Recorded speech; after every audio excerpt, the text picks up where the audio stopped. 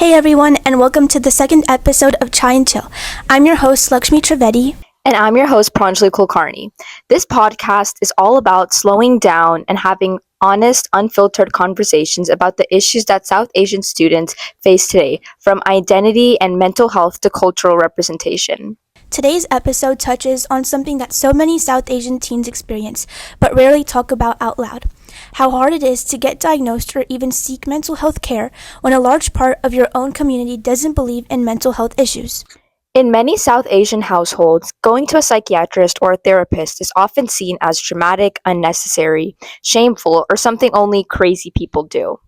And when you're dealing with anxiety, depression, ADHD, OCD, eating disorders, convincing your parents that you need help becomes a whole battle on its own. Joining me today is an incredible guest, V, who's here to share their view on how these barriers affect South Asian teens every day. So grab your chai, get comfy, and let's dive in.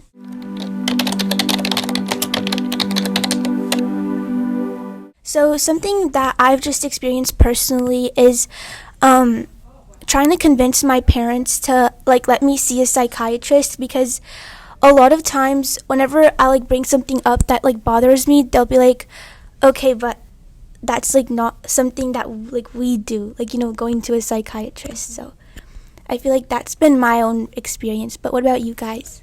I know, when I first told my parents, they were like, oh, that's a rich kid's problem. Yeah. Yeah, I think they think that whenever it comes to dealing with mental health issues, that's just not for especially South Asians, and it's for people who waste their time. I think that's become a huge stereotype. And they also relate a lot of things such as anxiety or depression to school, and having so much homework and just being really stressed out. But then when I'm okay, then I'll just take a break, I'm not gonna do my homework for maybe on Saturday I'm gonna not do any homework. They're like, girl, you're gonna be wasting so much time. But it's I need that break. Oh yeah, I think it boils down to hustle culture. We feel we're others when we immigrated to the US. And so it's I don't know. I think they feel therapy is a privilege that we shouldn't really indulge in. I think it's also a thing about being embarrassed or scared that other people will know that something's going on with their child, because not to be racist or to stereotype anybody or a specific demographic, but they're oh, that's a non-Indian people, a non Desi people thing to go to a psychiatrist. Yeah. I think when it comes to all of this mental health, I think what Lakshmi said is really true. They just relay it back to studying and working hard. And whenever I tell my parents I'm really sad, or I'm really I had a really rough week and stuff, I feel they just interpret it in a way of oh, did you do bad on a test, or they don't really relate it back to themselves, No, exactly. I think a lot of times issues can stem from things other than just school, friend stuff, or even problems with parents, and they're and it can be hard to be cognizant of that, I think. Yeah. It's they'll also try to compare their day or their week to yours. Yes. And they'll be well, I went to work and I did so much. When I was a kid, I was going to school by a mountain and coming home from 15 buses, and then you over here you're just going to school in a car. You get to learn for 7 hours and have fun with your friends, and then you come home but honestly, whenever I hear stories from my parents' perspective of when they were studying and they were hustling and they were doing all this, I feel mental health never really factored into that. They never talked about how their mental health was impacted. And for me, I'm thinking are they not telling us, or do they genuinely not face those problems? Because I know that they also face a lot of hardships in their life, and especially immigrating to the US. Yeah, I feel it's this huge cycle of stigma and just keeping it silent culturally. Mm-hmm. Yeah, I think, at least from my perspective and based on what I've experienced in my personal life, I think they're just staying silent about it, because I know that because not everyone's perfect, and everybody some capacity goes through has a mental health issue at some point in their life. So I definitely think it's because they probably don't want to bring this up to us to negatively influence us in a way. Mm-hmm. Yeah, I think I always, whenever my mom does, or my dad, or if they do have a bad day, I think they always try to like tone it down and make sure they're not like inflicting that upon us, but they don't know that like we also face that ourselves. And another thing is I think they have this like perception of us that like we were saying like they only think that we get upset about like something that happened like in school, but whenever they always think like, oh, like they'll never have any issues when it comes to friends, or like I don't know, even if it's just like a perception that we have about ourselves. I feel like there's a lot of mental health issues that like arise from that. I think they never like put that as a factor, and they never like think about that as well. I think also because a majority of us, like our parents immigrated from like India or any other South Asian country, there's I think it kind of has to do with the education system over there during that time, and also the education system in America right now. Because I know, at least for India, like it was they went to school in the beginning of the day, and then they'd come home and go to tutoring for like the rest of the day, and then they'd like just be in the constant cycle of like 24 hours of just studying and taking care of their families as well. And so they kind of, I think they were struggling a lot with a lot of things internally, but they never had the space or the chance to like bring it all out, because it was just like, if you think about it, like India or any other South Asian country, and also in the 1970s or 1980s, like that's definitely, mental health is definitely not talked about. And also in America, and especially at our school, like we have such an academically enriched school and an academically competitive school that a lot of people, they just are like academic machines, and they just don't take the time to take care of themselves or something.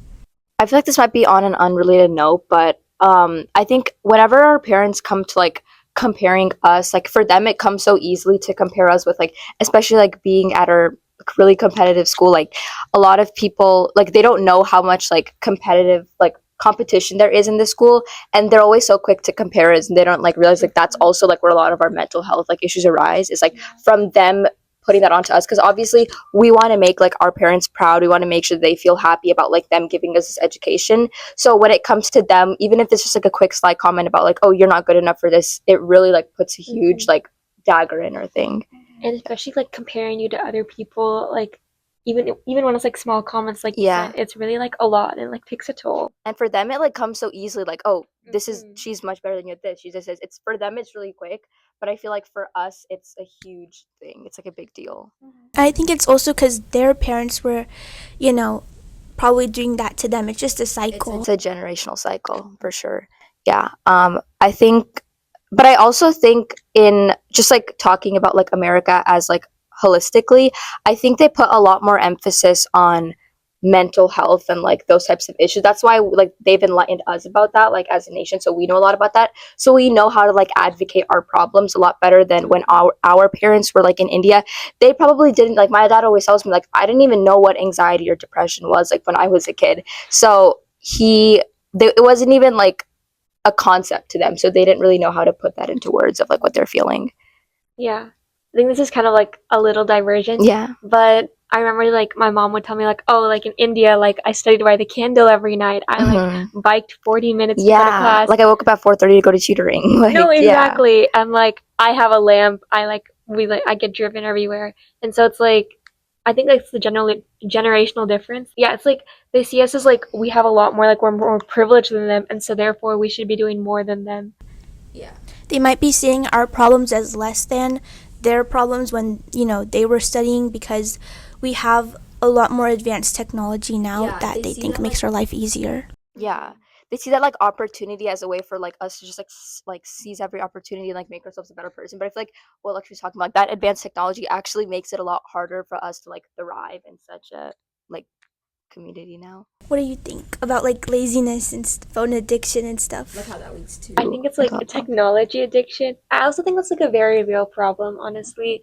But I do think like we can like stay so much more connected now, and it seems like a lot of parents like view that as like a bad thing rather than a good thing. Yeah. Like, oh, you're like spending time talking to your friends when you could be studying. I know, like I wanted to go to like a friendsgiving this weekend.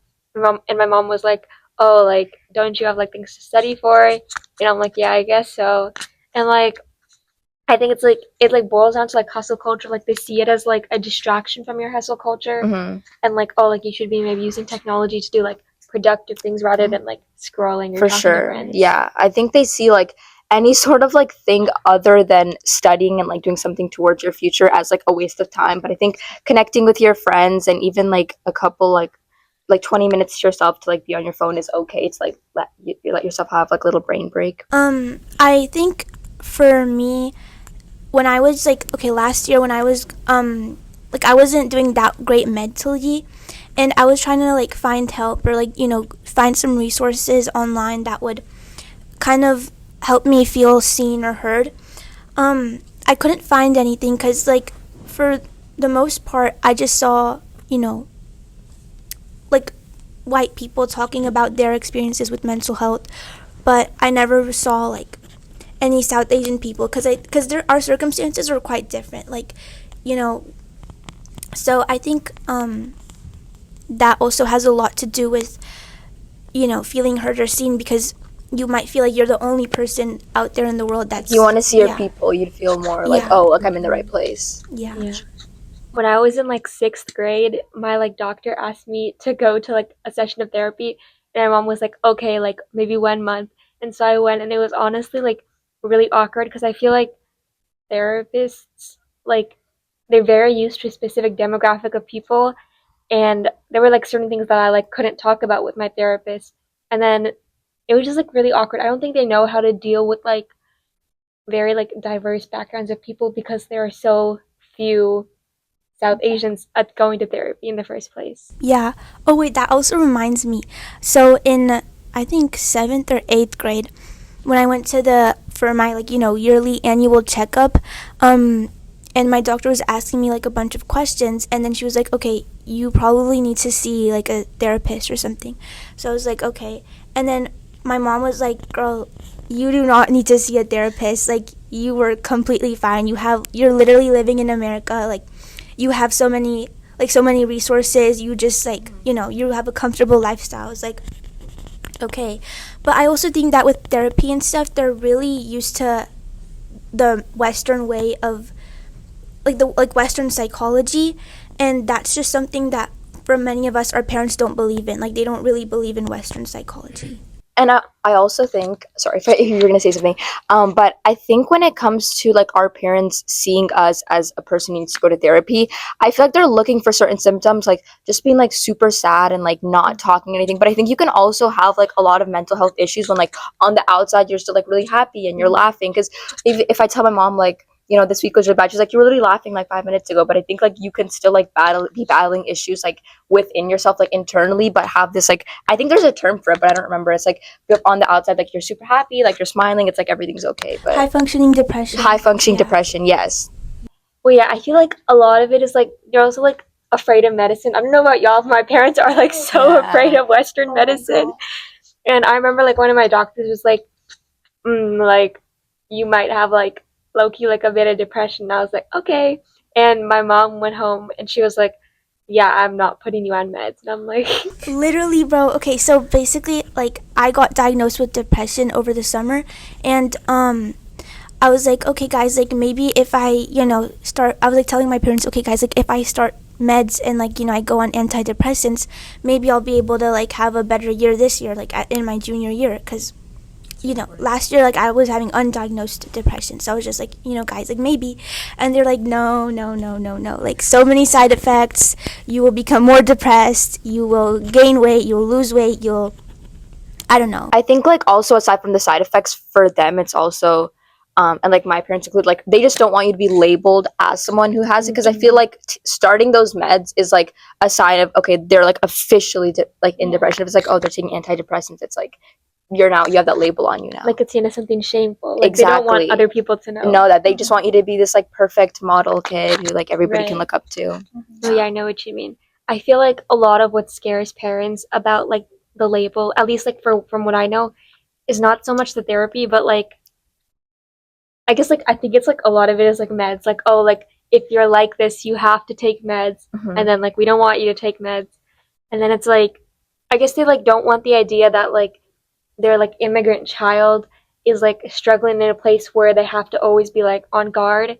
Like I think they grew up like always having to like be on alert in America because like there's a lot of like South Asian like prejudice here, right? Right. And so they don't want to give their children another reason for prejudice. And also it's because like I think they worked so hard to come here, and then since they worked so hard, they don't want don't want it to seem that their efforts were to waste or like failed because now their kid has like depression or anxiety or like some sort of thing.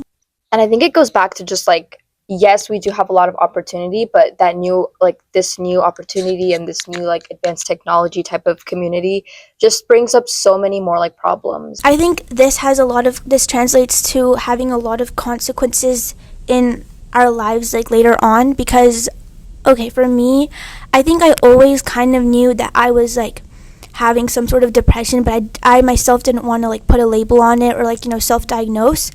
And until it became like something that was really serious. I kind of just like let it go because I was so embarrassed to tell my parents like anything about how I was feeling. And so it took a lot of like convincing. Like I think they noticed like physical changes in me that they were like, okay, you know what, like maybe we need to take her to see a psychiatrist. And so until it gets to a really serious point, I think a lot of us, like at least for me, like we're scared to even tell our parents anything.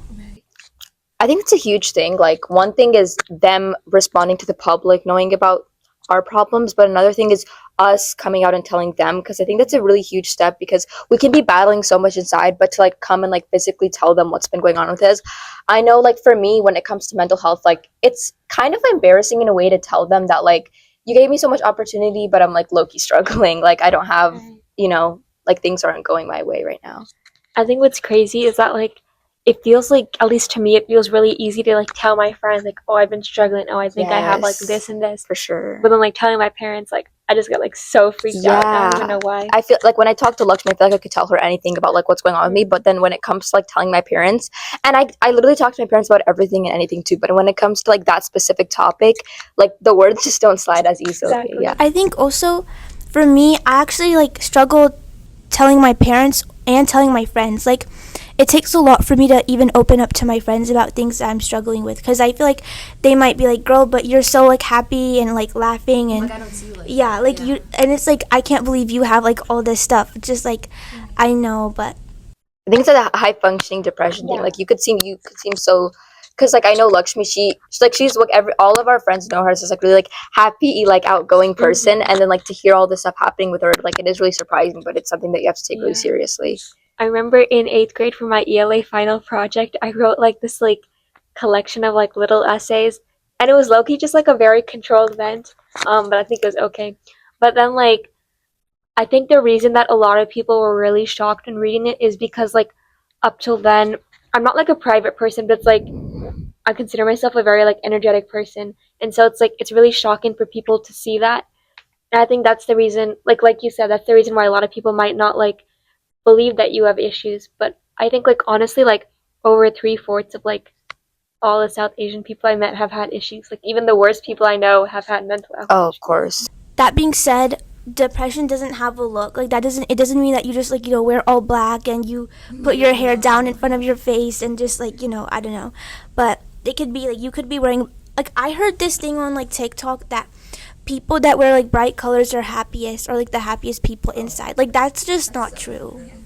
Yeah. It's like people, and it also comes to like our parents, like they're always looking, and even like people in general, they're just like looking for certain symptoms to like, oh, I think she's depressed, but you can definitely have a different look to yourself and still be struggling internally, because you never really know what someone goes through like at home or like what they're doing. You're just seeing them, like you're probably only seeing them for like a quarter of the day. So Also, a lot of times our parents also have like they probably are struggling with depression or anxiety or OCD or like even autism or something, and they just refuse to see a psychiatrist or get diagnosed themselves, which affects us because they don't know what's going on with them, we don't know what's going on with them, and then the way they like raise us or they parent us, that has a negative impact on our upbringing.